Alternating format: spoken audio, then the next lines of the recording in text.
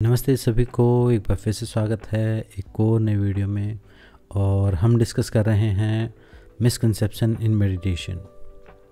आज का जो हमारा टॉपिक है उसमें हम डिस्कस करेंगे कि मेडिटेशन जो है, कई बार हमें लगता है कि मेडिटेशन करने के लिए हमारे पास उपयुक्त स्थान नहीं है, कि शोर बहुत ज़्यादा है या कोई अलग से कुछ शांत स्थान नहीं है। तो मतलब हमें लगता है कि मेडिटेशन जो है वो कोई ऐसी चीज़ है जिसको करने के लिए शांत स्थान की ज़रूरत है, एकांत स्थान की ज़रूरत है। जबकि इसको भी मैं एक मिसकंसेप्शन जैसा ही मानता हूँ। ये भी एक धारणा है। शांत स्थान जो है वो शुरुआत में मदद कर सकता है आपकी। अगर आप पीसफुल एनवायरनमेंट में हैं, एक पर्टिकुलर स्टेज तक शुरुआत में कुछ दिन अगर आप शुरू कर रहे हो, अगर आपको वैसा माहौल दिया जाए तो आसान रहेगा वो आपके लिए। ध्यान करना, अपने थॉट्स को देखना या ध्यान केंद्रित करना, वो आसान काम रहेगा आपके लिए। लेकिन अल्टीमेट जो हमारा उद्देश्य जो है ध्यान में, वो उद्देश्य यही है कि हम बाज़ार के बीच में ध्यान कर सकें। बाज़ार के बीच का मतलब मार्केट के बीच में बैठने की बात नहीं है। यहाँ पर बात है भीड़ में रह के शांत रहने की बात है। ध्यान का उद्देश्य ही ये है कि आप इस पूरी दुनियादारी में रहते हुए, ये प्रतिकूल परिस्थितियों में रहते हुए, आप अपने आप को आप एक शांत अवस्था में रख सको, एक सहज अवस्था में रख सको। यही उद्देश्य है मेडिटेशन का। और यहाँ मैं बात कर रहा हूँ जो मेडिटेशन आजकल प्रचलित है उसके बारे में। मेडिटेशन तो लोग मोक्ष के लिए भी करते हैं, अलग अलग उद्देश्य हैं। लेकिन एक जो जनरल टर्म अभी मेडिटेशन की चलती है उसके बारे में है कि माइंड से रिलेटेड, कि मेंटल हेल्थ से रिलेटेड। तो हमारा उद्देश्य ही ये है कि हम उस शोर में, उन परिस्थितियों में जहाँ हम ट्रिगर हो जाते हैं, उनमें शांत रहना, वहाँ पर सेल्फ ऑब्जर्वेशन की स्टेट में रहना, वहाँ अपने फोकस को बनाए रखना, वहाँ अपनी प्रोडक्टिविटी को बनाए रखना, वहाँ अपने काम के साथ कनेक्ट रहना, यानी योग की अवस्था में रहना। यही हमारा अल्टीमेट उद्देश्य है। हाँ, शुरुआत में आपको थोड़ा बहुत शांत स्थान है तो आसान रहेगा वहाँ पर, लेकिन जल्दी ही आप कुछ दिन के अभ्यास के बाद ही आपको समझ में ये आ जाएगा कि इस बात का, ध्यान का शोर से कोई लेना देना नहीं है। ये एक क्वालिटी है। ये आप शोर में भी कर सकते हो, ये आप अपना काम करते हुए भी कर सकते हो, ये आप गृहस्थ भी कर सकते हो। इसके लिए कोई साधु सन्यासी होने की भी ज़रूरत नहीं है, किसी चीज़ इसके लिए पहाड़ों में जाने की भी ज़रूरत नहीं है। मैं देखता हूँ कि आजकल लोग मेडिटेशन के नाम से पहाड़ों में पहुँच जाते हैं, किसी रिजॉर्ट में पहुँच जाते हैं। वो ठीक है, वो टेम्परेरी रिलीफ के लिए ठीक है। लेकिन अगर आप सीरियस प्रैक्टिशनर हो तो आपको कंफर्टेबल होना पड़ेगा, आपको अपने घर में ही ध्यान करना पड़ेगा।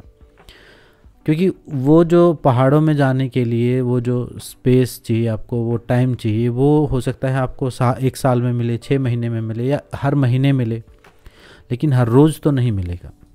हाँ, अगर आपकी खुशकिस्मती ऐसी है कि उस स्थान पर आप रह रहे हो तो दी बेस्ट है, लेकिन वहाँ तो बहुत कम लोग ही रह पाएंगे। यहाँ मैं रिलेट कर रहा हूँ जो बड़े शहरों में लोग हैं, जो योग के लिए, मेडिटेशन के लिए अलग अलग क्लासेस ज्वाइन कर रहे हैं। तो वहाँ जो पहाड़ों में रहेगा तो उसको कोई मेंटल हेल्थ का इशू ही नहीं है, उनको होना ही नहीं। लेकिन क्योंकि वहाँ लाइफ ऐसी टफ है कि उनको ये चीज़ें नहीं ट्रिगर करती।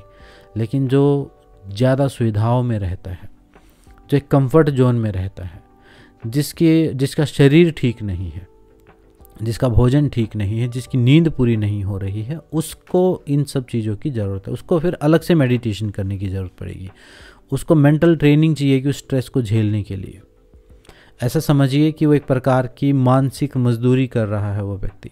तो उसको उस बर्डन को झेलने के लिए अलग से ट्रेनिंग चाहिए। वही ध्यान है आज के युग में। तो उस ध्यान को हम पहाड़ों में जाके तो अच्छे से कर लेंगे, लेकिन बाद में फिर हम अपनी कंपनी में आएंगे, अपने घर में आएंगे, अपने बाज़ार में आएंगे, फिर हम डिस्टर्ब हो जाएंगे। फिर शांत होने के लिए हर महीने हम पहाड़ों में भागेंगे, फिर वापस आ जाएंगे। तो इस चीज़ से बाहर निकल के हमें ये समझना पड़ेगा, हमें ये स्वीकार करना पड़ेगा कि हमें जहाँ हम रहते हैं, जिन परिस्थितियों में हम, जैसी भी परिस्थितियाँ हैं, और अनुकूल परिस्थितियाँ किसी को नहीं मिली। कभी आप सोचते हो कि ये हो जाएगा तो मैं, ये नौकरी लग जाएगी तो मैं ध्यान करूँगा, ये बच्चे बड़े हो जाएंगे तो मैं मेडिटेशन करूँगा। ऐसा नहीं है, कभी नहीं होने वाली अनुकूल परिस्थितियाँ। जिनके बच्चे बड़े हो चुके हैं उनको जाके देख लो, जिनकी नौकरियां लग चुकी हैं उनको जाके देख लो, जिनके बिजनेस सेट हैं उनको जाके देख लो। ये तो आपको आज और अभी करना पड़ेगा। इसके लिए अनुकूल परिस्थितियों की आपको ज़रूरत नहीं है। इसके लिए किसी पहाड़ में जाने की ज़रूरत नहीं है, किसी अलग से किसी स्पेस की ज़रूरत नहीं है। हाँ, अपने घर में एक छोटा सा कोना आप बनाना चाहो तो वो बना सकते हो। एक छोटा सा कोना आप बना लो, उतना काफ़ी है। उसके लिए कोई ऐसा नहीं है। और साथ में मान लो आपने घर में कोना बनाया, थोड़ा सा टाइम आप अपने फैमिली मेम्बर से थोड़ा पहले उठ जाओ। जितने देर आप अभ्यास कर रहे हैं, 15-20 मिनट पहले उठ के कर लो, या थोड़ा उनसे लेट सोने के बाद, उन सब के सोने के बाद आप थोड़ा सा कर लो, या फिर दिन के समय को एक छोटी सी विंडो आप निकाल लो। और जब आप थोड़ा सा ध्यान सद जाएगा आपका, उसके बाद आपको ज़रूरत नहीं, उसके बाद तो कुछ होता रहे। आपको प्रैक्टिस करनी है तो करनी है, फिर बाहर की चीज़ें इफ़ेक्ट ही नहीं करेंगी। आप ये याद रखें कि कमल जो है वो कीचड़ में ही होता है। अगर कमल कहे कि मुझे सुरक्षित वातावरण दिया जाए, साफ़ पानी दिया जाए मुझे, तो वो कमल कभी हो ही नहीं पाएगा। उस कमल की जो यूनिकनेस है वो इसी चीज़ में है।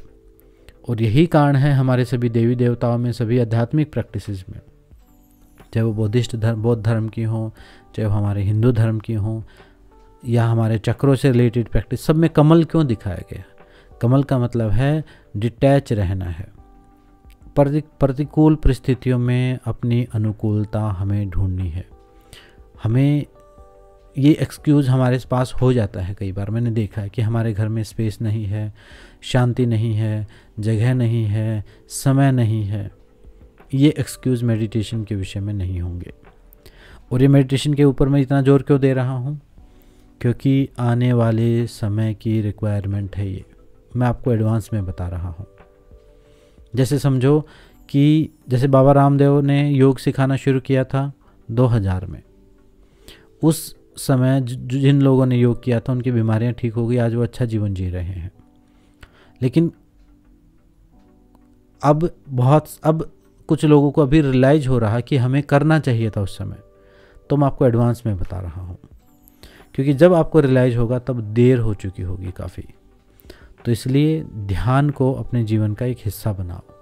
योग अभ्यास के साथ जोड़ सकते हो, उसके बाद आप कर सकते हो, प्राणायाम के साथ जोड़ सकते हो, अलग से कर सकते हो, अपने पूजा पाठ के साथ जोड़ सकते हो, जैसे मर्जी उसको एसोसिएट कर लो।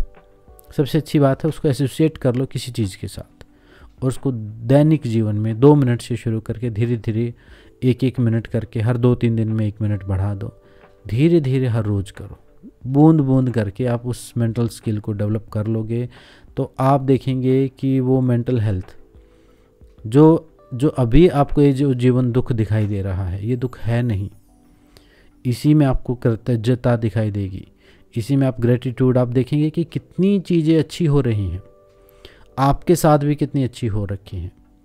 तो आपको एक नया दृष्टिकोण मिलेगा जीवन का, और वही रियल मायने में दुखों से मुक्ति है। दुखों से मुक्ति का मतलब ये नहीं है कि दुख होने बंद हो जाएंगे। दुख होने बंद नहीं, बाहर से तो चीज़ें होंगी, जो पैदा हुए हैं वो सारे मरेंगे, जो बने हैं वो बिगड़ेंगे, सब कुछ जो आया है वो जाएगा। ये जीवन का सत्य है।